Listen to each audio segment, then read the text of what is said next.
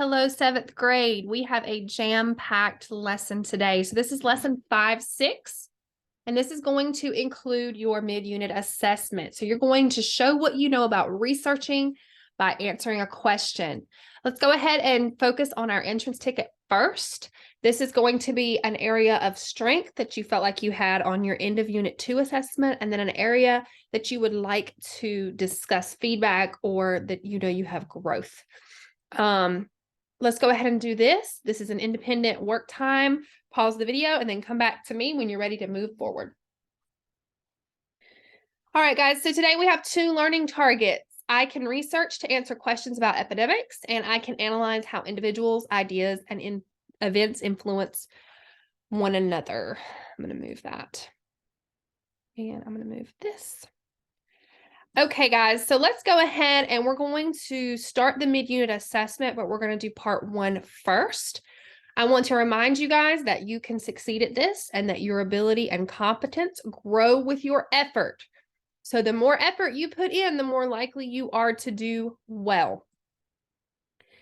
So for your assessment, for your part 1 on this assessment, I am going to pull it up so that I can make sure I know what you guys are doing too.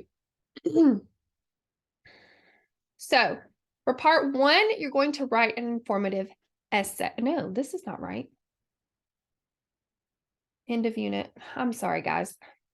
I bet you guys were probably scared right there. That was looking at the last. Okay. Mid-unit 3 assessment. Right. Here we go. All right. So based on the article Disease Detectives, you're going to read this. Be sure to read each question carefully before answering. To move on to the next question, click the arrow button found in the top right corner of your quiz. I'm not sure, you guys are probably maybe taking this in Mastery Connect. So you guys are used to that. You should be. So you're going to read this Disease Detective, and then you're going to answer these questions that follow. And then you are going to come back to me because we have a language dive in between. I know that is so awkward, but pause the video. I'm going to say that this section should maybe take you guys about 30 minutes, and then come back to me and we're going to move forward and we'll look at our language dive together. So let's go ahead and work on reading and answering 1 through 5. Pause the video now. Good luck, guys, and I'll see you in just a bit.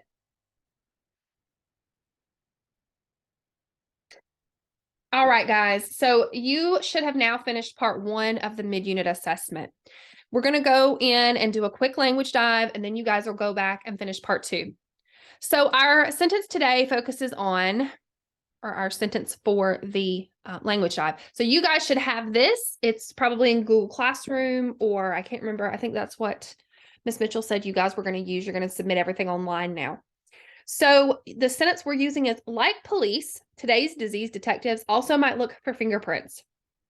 So you are going to complete the sentence frames below to explore how the adverbial phrase starting with like can be used in the beginning, middle, or end of a sentence to make comparisons. Okay, so starting with like, you're going to complete that phrase, modeling the sentence above, and make it make sense. So like blank, it only takes a few people to spread a behavior or idea. Okay. You're going to use an adverbial phrase preposition like plus noun phrase plus independent clause, meaning it can stand on its own. I think that's the whole sentence. I'm sorry. The last part of that sentence, so where it says it only takes a few people to spread a behavior or idea, that is an independent clause. It can stand on its own. The first part of the sentence cannot. So it is your job to fill in that first blank. Like blank, it only takes a few people to spread a behavior or idea. So go ahead and take a moment and fill in that first part, and then have some discussion with an elbow partner, and then come back to me and we will move to the next piece.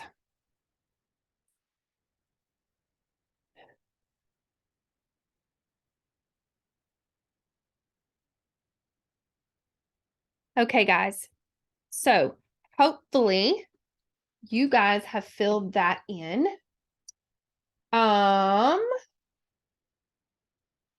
and you were able to come up with something there.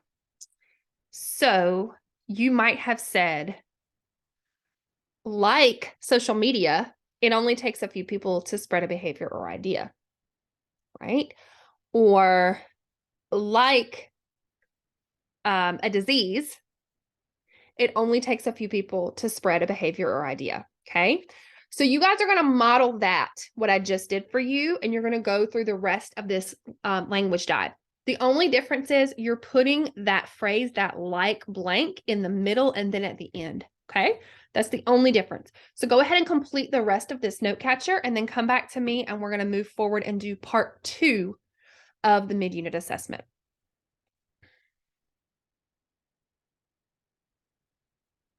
Okay, guys, so I just want to make sure you completed number 2.